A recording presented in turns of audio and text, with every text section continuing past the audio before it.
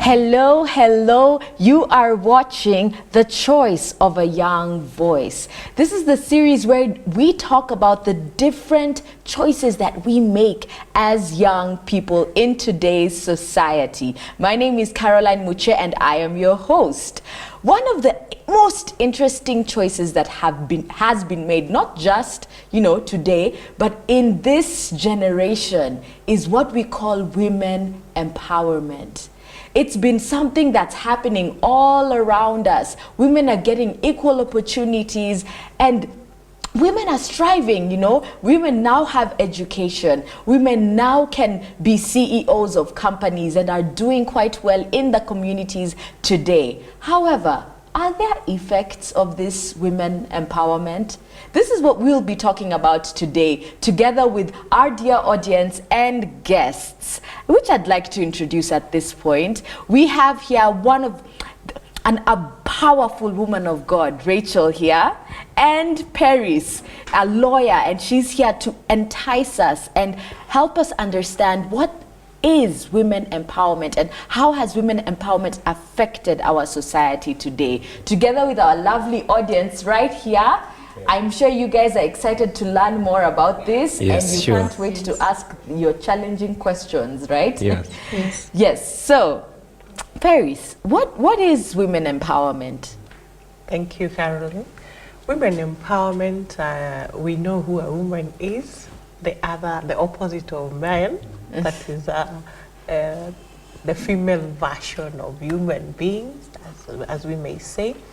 And empowerment is trying to get this person to come and reach the place where they're supposed to be, get the strength and the confidence and the authority to do what they're supposed to do, or the place where they're supposed to attain. Okay, thank you. Rachel, maybe you could share with us, back in the day, how are the young ladies raised, and is it different from how ladies are being raised today? Thank you, Caroline.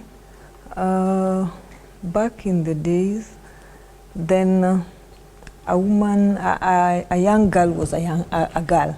And so you would find that in most families or in the society, there were specific chores for girls and for boys. And you would always find the girls being more at home and doing more at home in the houses, if there are people living in town, in the houses, and if there are people living in the villages, at home, while the boys would go out there and do so many things out there. But again, when in terms of education, the boys were being given a priority. When there was a little school fees, then it means the boy would go to school, the girl would remain at home. Therefore, is that why women empowerment now came to be? Yeah, that's one of the reasons why we are now trying to catch up with our brothers who were given opportunities before. The society will deem it like a woman will get married and be taken care of by the husband. So there's no need of taking the girl child to school. And even if I took, some people perceive that if I take my girl to school, I'm educating somebody's wife. I'm actually building an investment for somebody else. Because we presumed that the only thing that will happen once the girl is older enough is to get married, go to somebody else's home, build that home, and make it even better. So that is why there were those opportunities, those differences.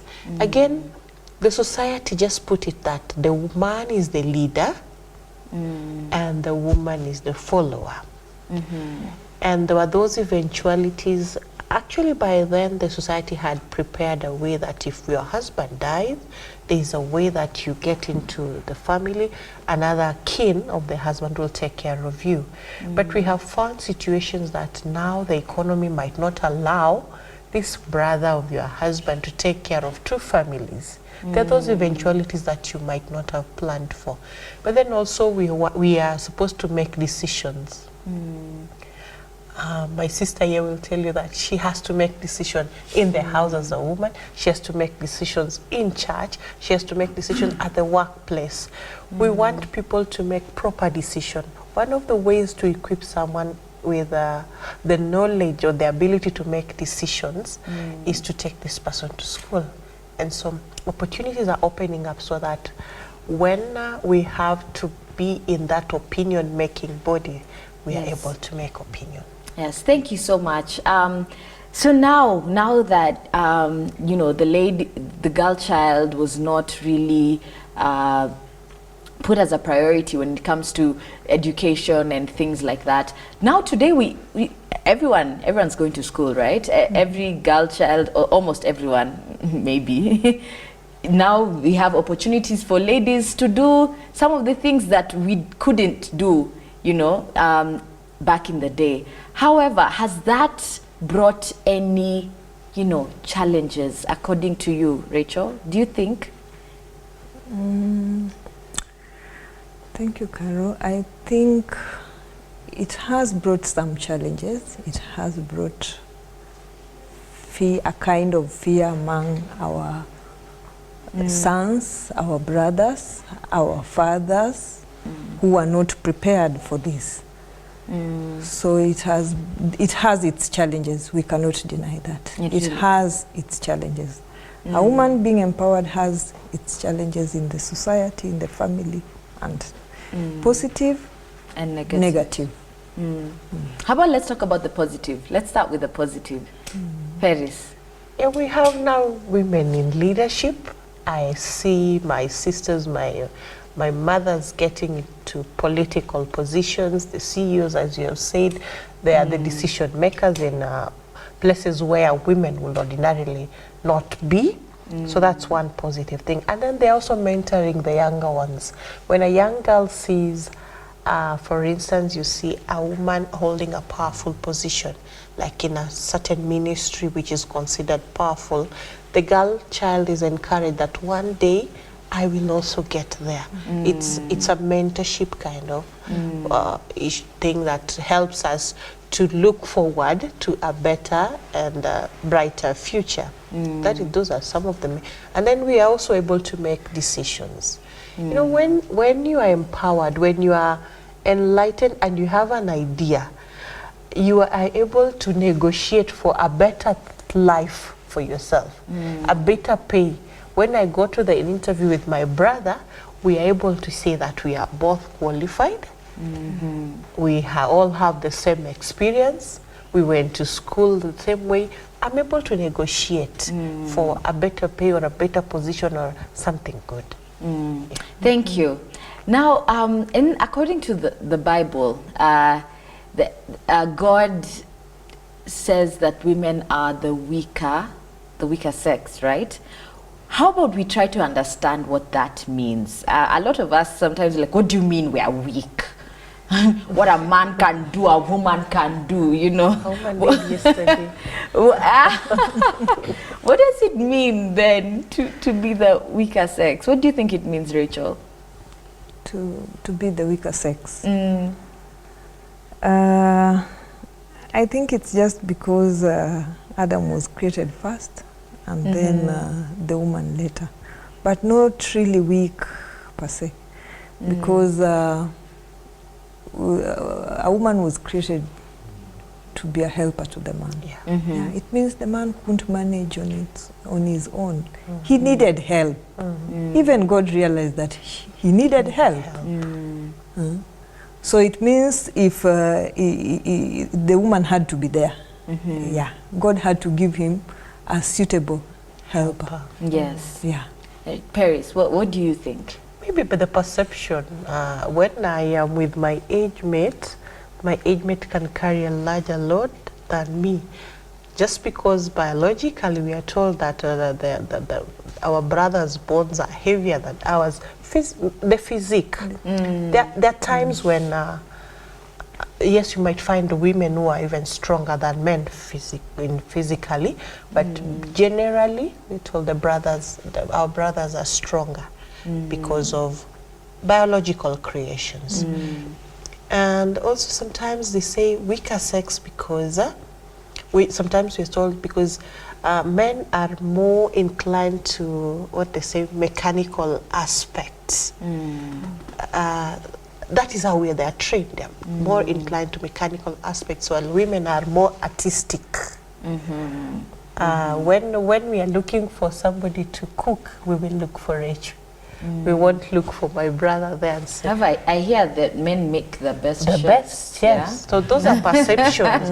We feel like we feel like women can be more smart and artistic in nature, but men are more mechanical. Again, the other issue was what culture says. You know, culturally, when somebody dies, it's the women who wail or cry out loud, and our brothers also mourn in their own way, but they don't cry out loud.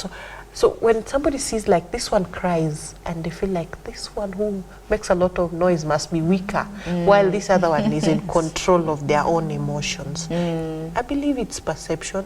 Part of it is biological, as I had said, but most of it is our perception. Yeah. Thank you. I see a gentleman here. Now that we have women empowerment on the rise, do you men feel intimidated by any way? In any way? I see you nodding your head. Talk to. Sure. Okay. Sometimes we feel intimidated because we feel like the world has taken to empower women so much and to forget about men. We find that right now in the society, women are much far ahead than men, simply because of this thing called empowerment. So they've been empowered so much to a point that, our society is, the nature of our society as Africans, like, everything we put man at first, at the forefront. But nowadays, women are so much empowered until we feel like we are less, suppressed in the society. But maybe just to add, women are not weak sex. They might be weak physically, but mentally, they're very wise. Yeah. Yeah, someone who once told me that a wife, the man, yes, is the head of the home. The wife is the neck. The neck is the one that turns the head, and tells the head where to go.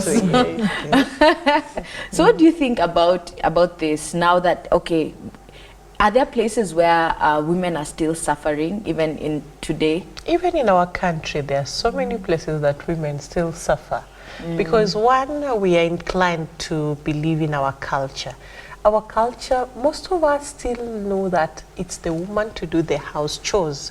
So in as much as we are given the same opportunity with my brother to go to school together, by the time we come back home, I'm expected to fetch water, cook dinner, while my brother is sitting and perhaps doing his assignments. That is true. Because we are inclined and saying, and the parents will be like, I'm training you to be a good wife. I don't know when the men are being trained to be good husbands, but still the same things happen. Again, still even in workplaces, whenever we go for interviews, we've had people being asked, so when you go for maternity leave, what am I supposed to do? Wow. And still other prefer a male person because they believe that this one will not go out for 3 months where I'll have to pay for no work. So we are trying. The empowerment bit is good, and it is trying to bring in equality and make the conditions to be equal. Nonetheless, we still have issues. Just the other day we had girls going to school, and the program was showing like in a class of 30 where there are girls and boys, some girls have to miss school for like 3 or 4 days because of a normal monthly cycle, and because they are not comfortable in class, they have to stay home. So this girl misses 4 days. As much as they have the same opportunity with the brother or the boy child to be in school, the girl still has to miss out because of a biological aspect. One of the things I want us to eventually get to throughout this episode is how then can we find a balance. You know, I hear when women are empowered, they get to some point where they start to intimidate men and, you know, step down on. But then there are those men who still need to be empowered to get to a point where they can speak for themselves and, you know, have a life for themselves. We talked to a young gentleman who shared his view, opinion. He's a law student, and he shared his opinion on what the effects of empowerment are. So let's take a look at that, and we'll be right back. All right, women empowerment, it has many definitions, but in this aspect I can say it's like giving them an opportunity, okay, that they're capable, but not limiting them or restricting them, okay, and maybe in respect to profession, their lifestyle, and even economic empowerment. I would like to say that there are some aspect of activism that maybe can make some of them forget their roles, especially some of them maybe they've underwent some maybe heartbreaks and, you know, in life, and so the only way they can experience that is maybe through the internet access, through blogs and all that. So you find at times they might forget their role because of the history part that they underwent. However, there are some whom I can say that they haven't forgotten their role, because this is just an empowerment, just to make them either independent-wise or just empowerment for sustainability of the nation. So they cannot forget their role back at home. But those who have went far, like activism, being activist, some of them has the problem that the one who might forget their role, or they may have a different perspective, okay, yeah, and because of that they have some stereotype that comes along, so they can even forget their role. I don't have a problem if I marry someone who earns more than I get, okay? Maybe it's because the line of profession she took, okay? Yeah, maybe she's a doctor, okay? Yeah, and maybe I can be a driver. Okay, so our wages cannot be the same, okay, but we know our role as a husband and as a wife, so I don't see the problem that much, okay, when it comes to that. However, the society that we live in, our culture, maybe can be a barrier, because when you go back, maybe the parents, the way they perceive, like you see, your wife sometimes may look down upon you because you see her profession is more higher than you, her wages is more higher than you, maybe she feels like she's now the man in the house, but that in our current generation, right, where we're living now, everyone, we know our role, we respect each other, okay?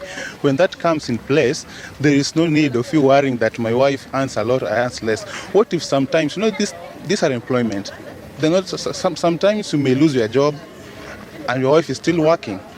Does that mean that now she's the husband at home? No, it doesn't, okay? Yeah, so it should not worry us at all that because my wife earns more than me, then now I feel like she's the boss. No, there's just mutual respect, and you understand your role. I'm the husband, you are the wife. All these are coming for sustainability in our family.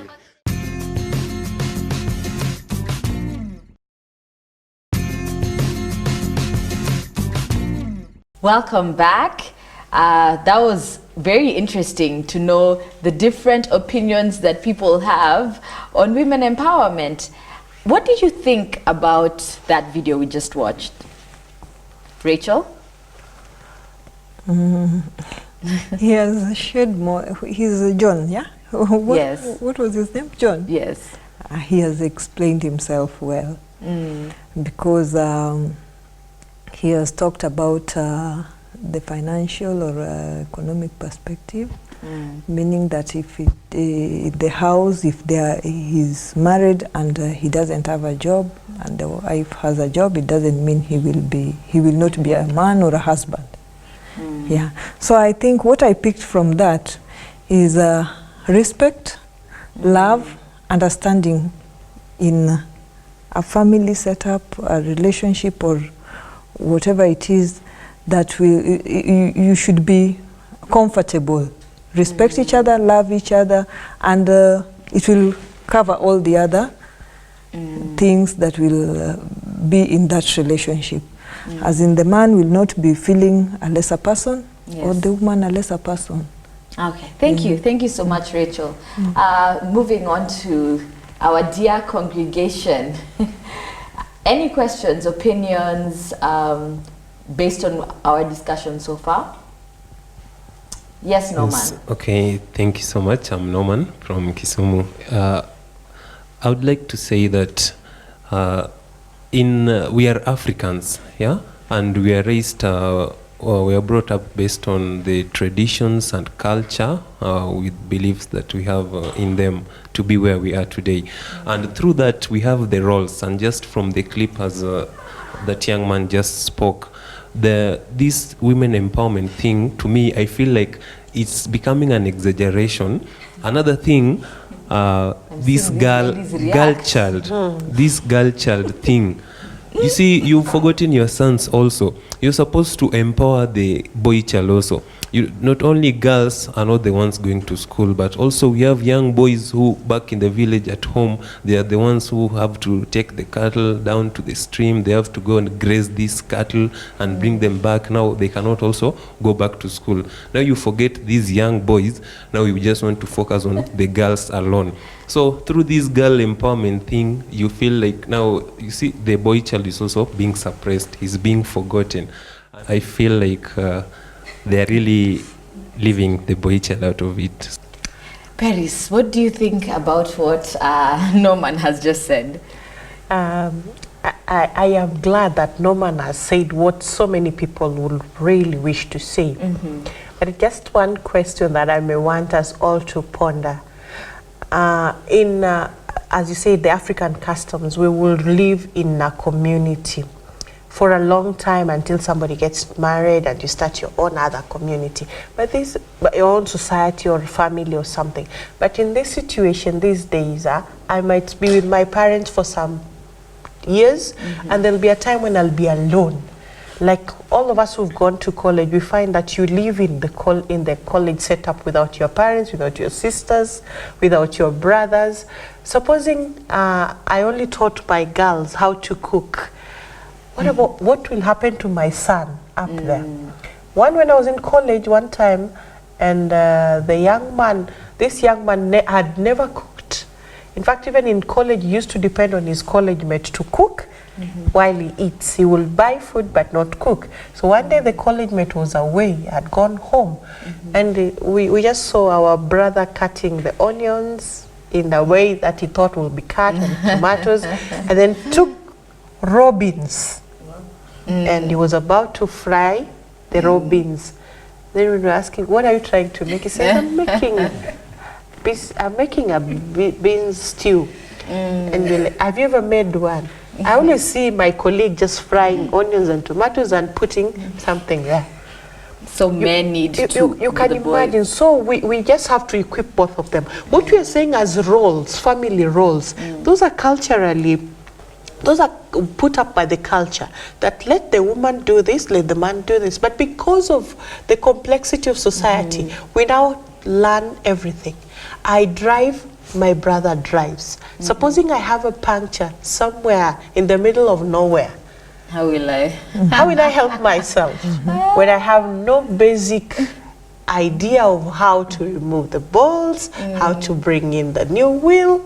We're learning these things because now, given as my brother talked about roles, the roles are purely made for some organization.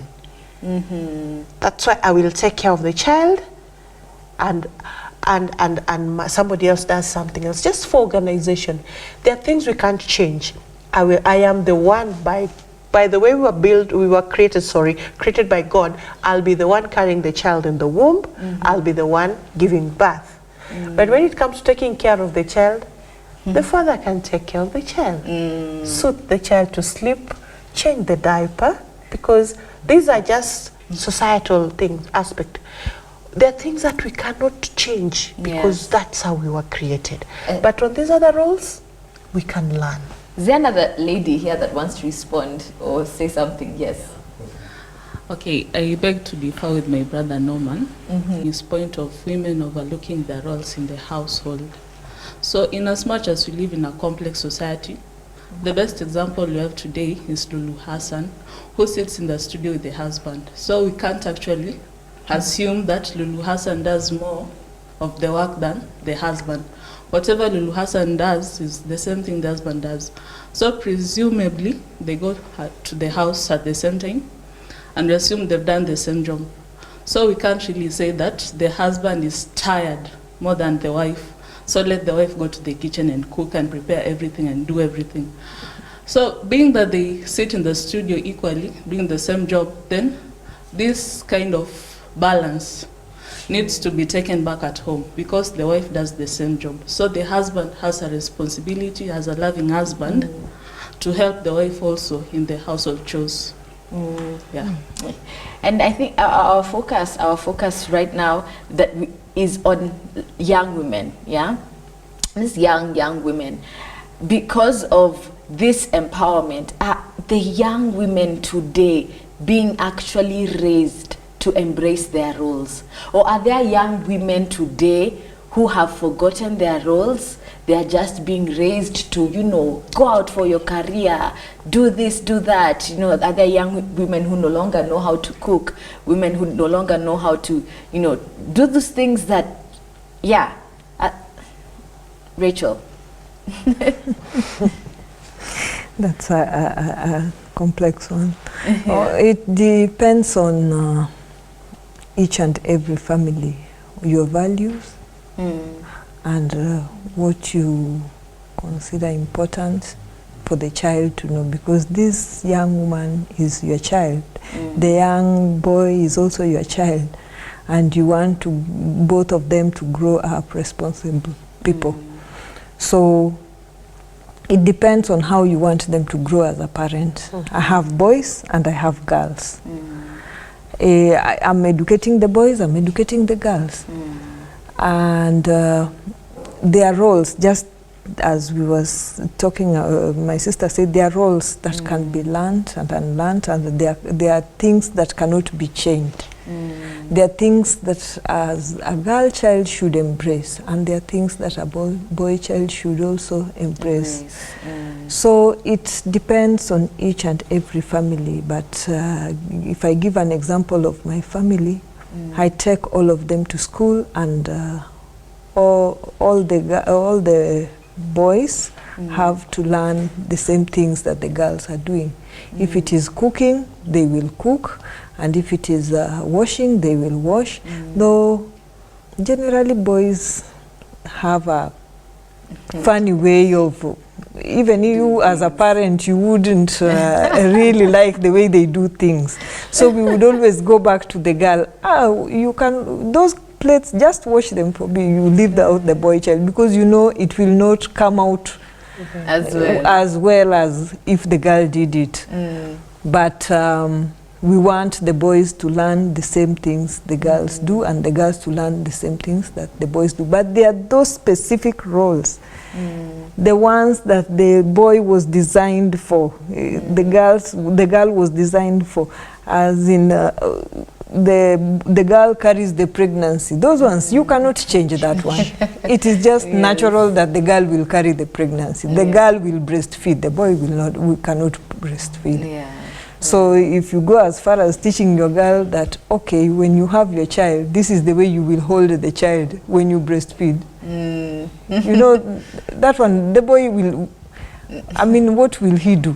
Maybe we'll be watching on and encouraging the girl.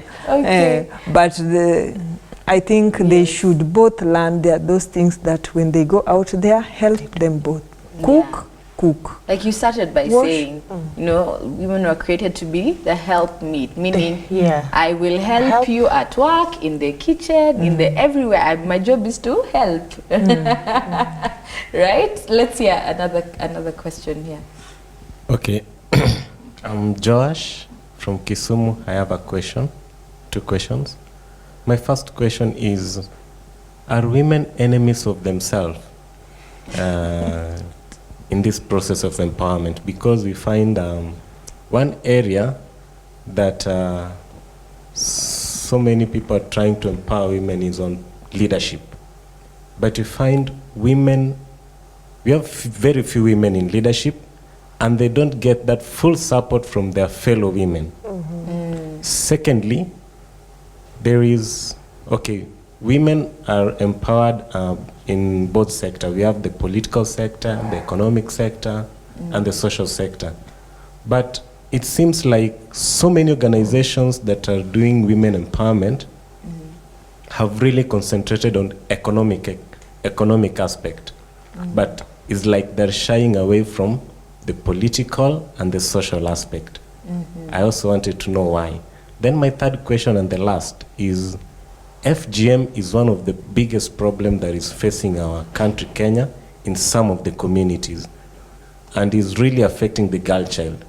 What are some of the affirmative actions that have been put in place or have been taken so that this thing can be prevented, because it's really affecting our ladies and is really reducing their moral, their moral behavior and that support? Okay, thank you. Thank you. Just before Paris answers, so that we just have a collective, so remember, have it in mind, okay? You had something to say as well? Yeah, Belinda Obuya from Kisumu. It's not a question, but just an opinion or an advice. You see, in this process of women empowerment, sometimes we forget about our roles when we get there.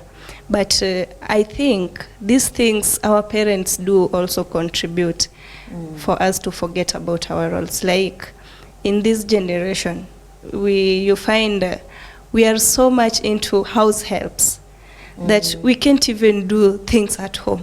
How can you lead some people up there when you don't even know how to take care of yourself at home? You don't know how to even to wash your garments and such things. And you want now, when you grow up, to lead some people outside there. Yeah, now it's our parents' responsibilities to train us, to be leaders of tomorrow. Yeah, not just to be keen on ourselves and such things. Okay. Paris, you have a whole load. Summarize. Joshua will refresh my memory. The first one was on whether women empowerment makes us enemies of ourselves. And when you say that, I remembered and tried to say, I have never seen a household where, okay, the other day we saw one where men share a wife, but how many women share husbands? The number, the population is very high. So we are not enemies of ourselves. If we can share, we can live in the same community and share the same husband. Just know that we are not enemies of ourselves. But the culture is the one that has brought us to be enemies of ourselves. In almost all communities, when they give you the word for co-wife, in my community, the word co-wife is equal to jealousy. I'm told the same is in the communities in the Western region and also in the Rift Valley, that co-wife, the word translated as co-wife, is something close to jealousy or enemy. So basically we are cultured to believe that we are enemies of ourselves when ordinarily, naturally, we can even share a husband without any problem. So women are not enemies but of themselves, but they are cultured to believe that you cannot, this is your co-wife who is your enemy, or there should be jealousy between me and her. That is culture.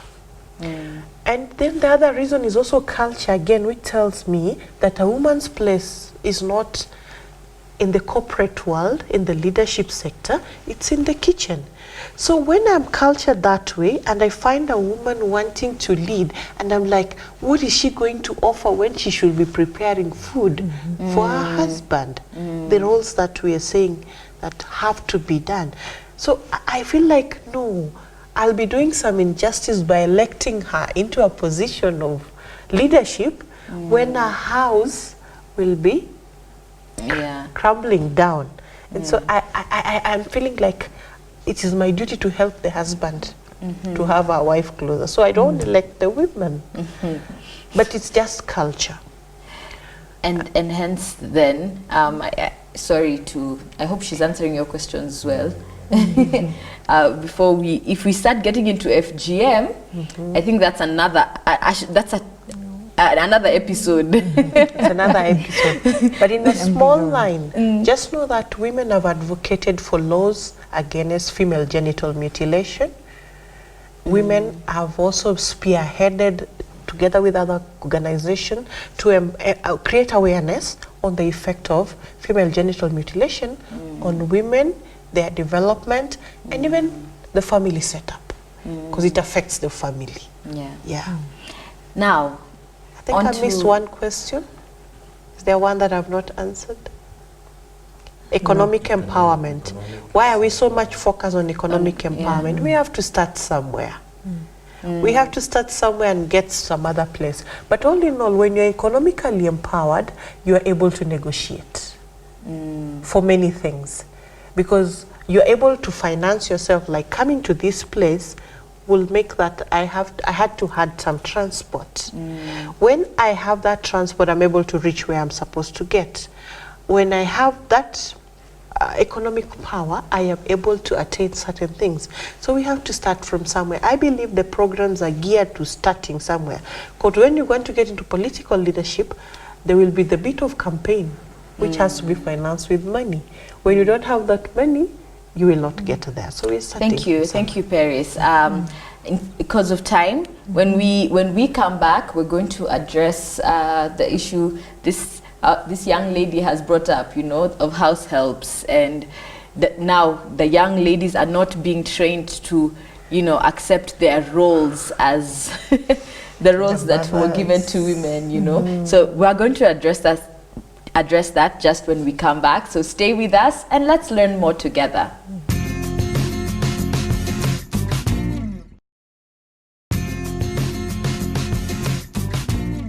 Welcome back. I hope you have been enjoying the discussion so far. I know I have. We even have a little time left, but I pray and hope that we'll manage to achieve what we needed to achieve in today's episode. So she asked a question, about house help and our ladies not being in a position to do their roles because they're just being helped. What do you say about that, Rachel?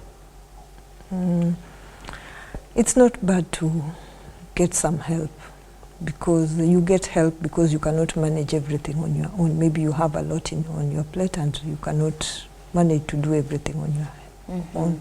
So you have to get some help. But it should not be help to such an extent that now you don't train the child in a way that they should grow.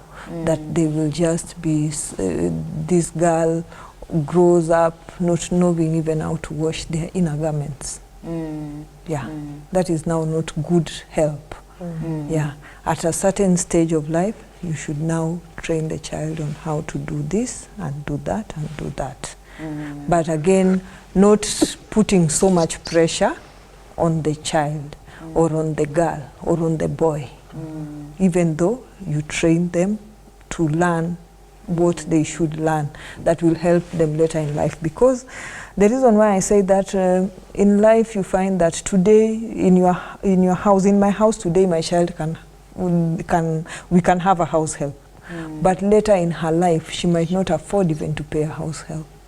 What will she do if she didn't learn in my house? What will he do if he didn't learn in my house? So she needs to be in a position, yes, you have help, but you're still training her. You train her to do what is necessary. Most of the time it's what is necessary.